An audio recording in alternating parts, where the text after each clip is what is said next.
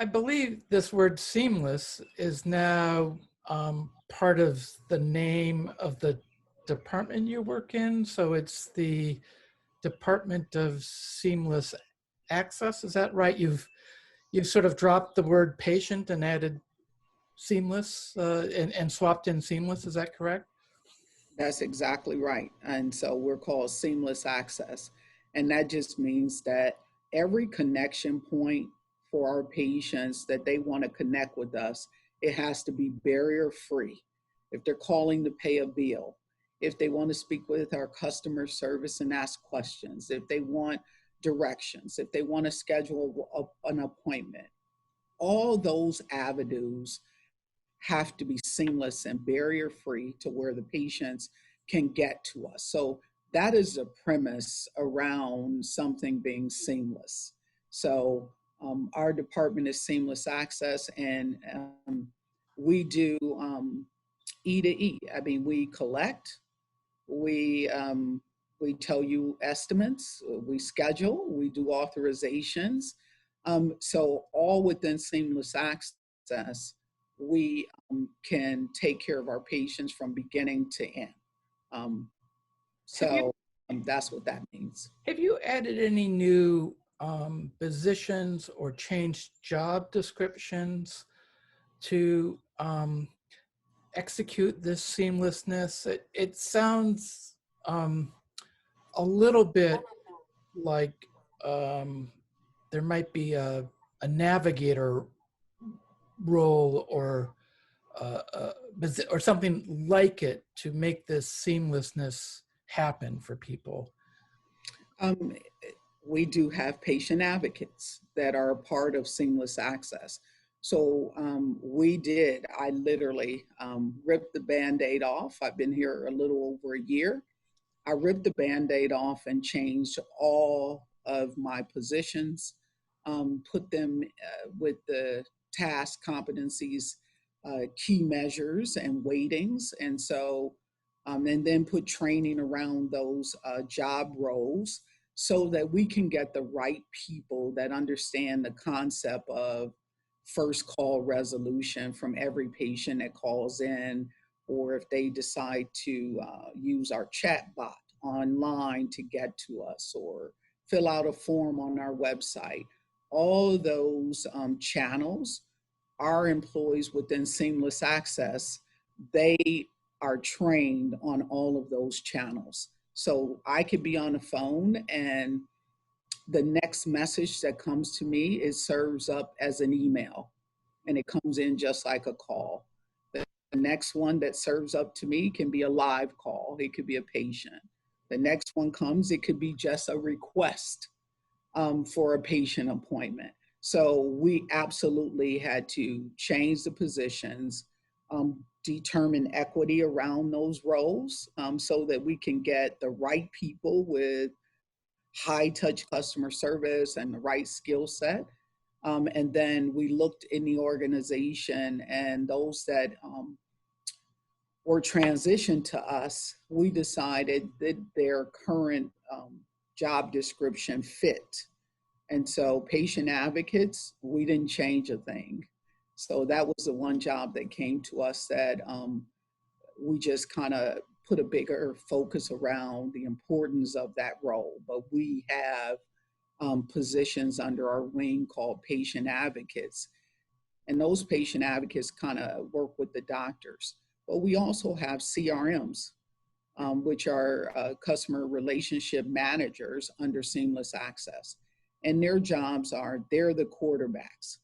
So they're the quarterbacks between the call center environment and the actual practice environment so that they can give them their executive summaries every month, give them action plans, what we're doing within the call center, statistics.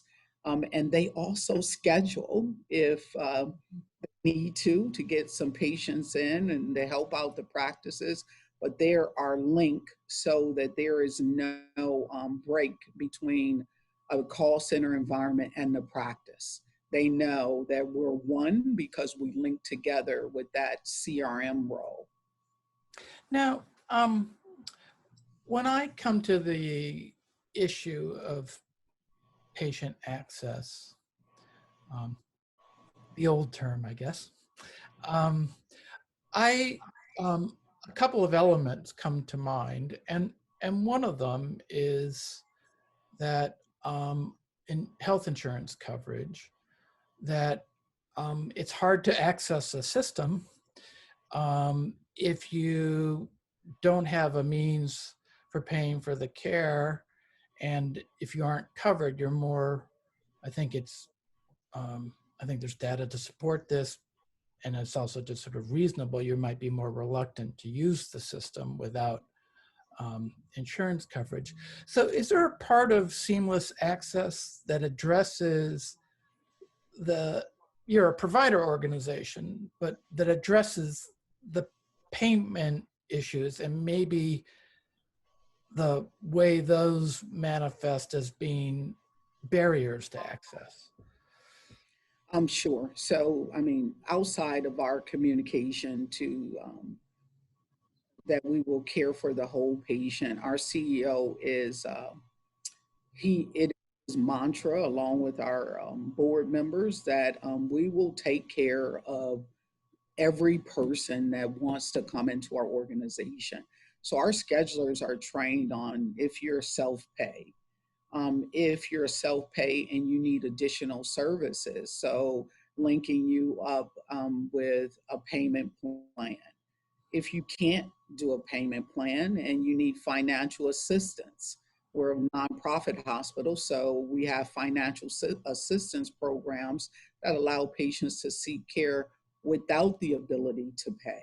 So there are a number of ways that we're addressing where patients can get to us based, it's not, based on where they are within their life. So they may be at that stage where they can't pay, but they need the services. And so our schedulers are trained to do all of those things I just mentioned. Talk to them, find out about where they are. And every hospital, has a poverty scale and things of that nature, where they can talk to patients based on their income and ability to pay or no income, and helping them get services. So we also have social workers that can help a patient get, Medicaid products or things of that nature, or help guide them through that process. So I think we think about it in holistically, and imagine through COVID-19 if we didn't think of it in that way. There were people that were losing jobs very quickly. Unemployment was held up because of the vast number of claims. And so patients who would have normally had health care within a job, some of them, not because of any fault of their own, now are faced with, I need to be seen, and making a decision if I can I be seen based on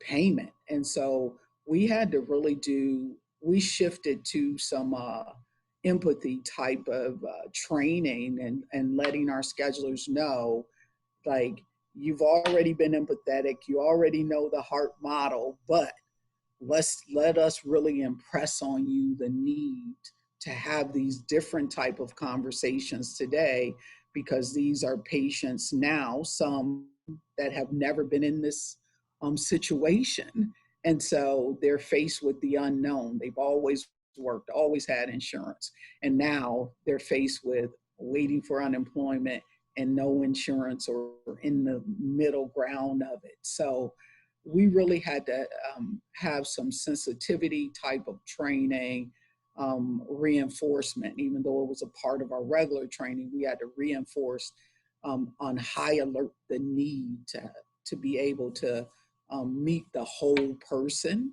related to their health care.